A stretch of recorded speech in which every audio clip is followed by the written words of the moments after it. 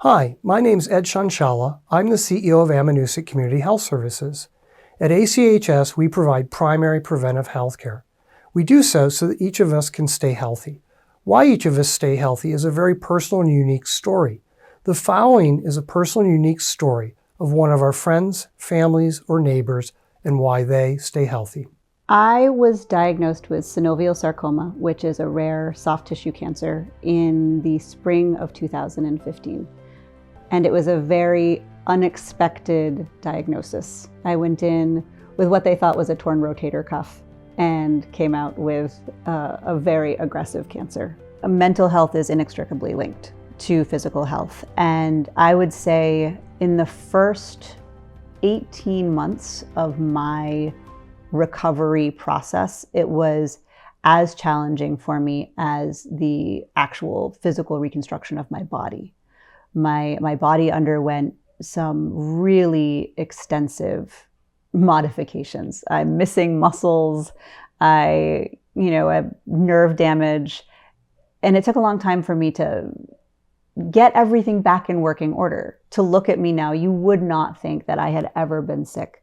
That took a lot of extensive physical therapy, but it was the mental health therapy that also really helped get over that bridge that felt kind of insurmountable at first. I struggled significantly with the fact that I was diagnosed with an incredibly aggressive cancer before my son was 3 years old.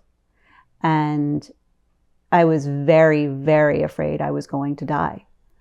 And that was something that caused incredible panic attacks and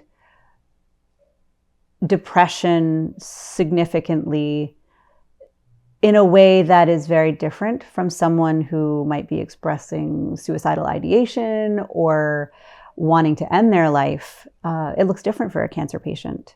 It looks different for people with chronic illness because you're just desperate to live. So I was able to work with an oncological psychiatrist out of Dartmouth-Hitchcock. And it helped quite a great deal to talk with someone who was knowledgeable about chronic illness and cancer-related issues that sometimes don't exist in the typical population. I've always struggled with sleep, and cancer made that even worse because I struggled with anxiety on top of cancer.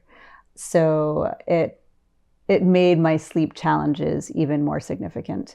I would say that I've learned some really good meditation strategies throughout the years. I've learned some good relaxation techniques. Sometimes the healthcare system can be daunting and difficult to navigate if you don't have a working knowledge of it or the vocabulary.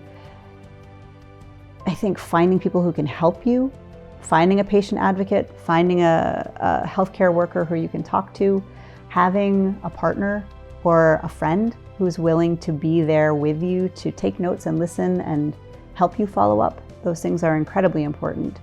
If I had a wish, it would be that no one would have to ever do this alone, because it's a lot to do, especially if you're on your own.